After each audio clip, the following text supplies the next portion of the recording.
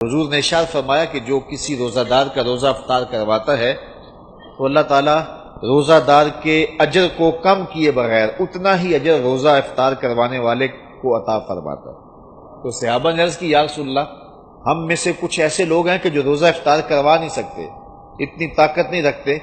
کہ ہم روزہ افطار کروائیں تو پھر یہ ثواب ہم تو نہیں پا سکیں گے۔ تو حضور علیہ السلام نے فرمایا لازمی نہیں ہے کہ تم سیراب کر کے کسی کو کھانا کھلاؤ یا پانی پلاؤ، اگر مذقۃ لبن، حضور نے فرمایا کہ دودھ کا ایک گھونٹ، اور شربہ من الماء،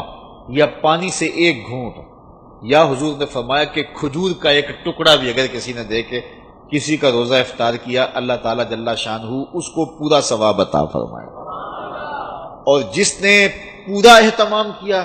کہ اس کو صحیح افطاری کروائی، اس کو سیراب بھی کیا، اس کو رجایا بھی، تو حضور فرمایا اللہ تعالیٰ قیامت کے دن میرے ہاتھوں سے اسے حوض کوثر کا جام نصیب کرے گا، اور فرمایا کہ وہ حوض کوثر کا جام جب اسے ملے گا اور وہ پی لے گا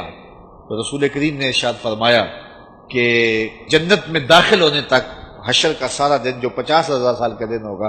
فرمایا اس سارے دن اس کو پیاس نہیں لگے گی۔ تو یہ ماحول پیدا کریں، لازمی نہیں ہے کہ آپ بڑا اہتمام کریں۔ اگر آپ ایک مٹھی کھجوروں کی جو ہے وہ مسجد میں بھیج دیں،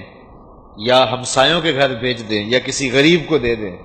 کہ جناب آج یہ روزہ میری جانب سے آپ کھول لیں، تو وہ کھجور دی ہوئی بھی پورے روزے کا ثواب نامہ اعمال میں درج کر دے گی۔ کسی کو گھونٹ پانی کا پلا دیں تو وہ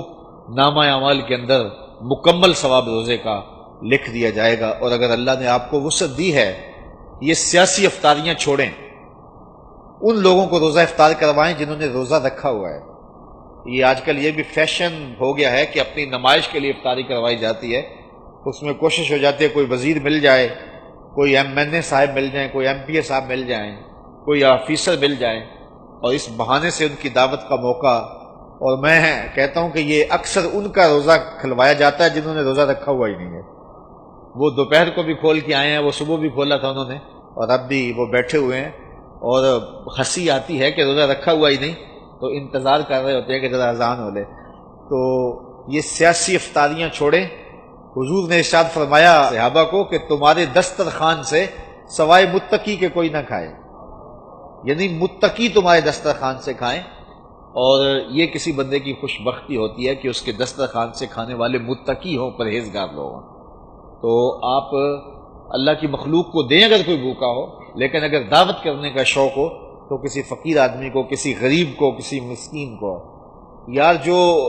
یعنی ایک کونا کاٹ کے جو ہے وہ لیگ پیس سے باقی پھینک دے گا، اسے کیا قدر؟ وہ جس غریب کو کبھی کچھ ملا نہیں، جب اس کو کھلائیں گے تو اس کی روح بھی دعائیں دے گی، اس کا دل بھی دعائیں دے گا، اور اللہ کی رحمتیں تمہارے اوپر نازل ہوں گی۔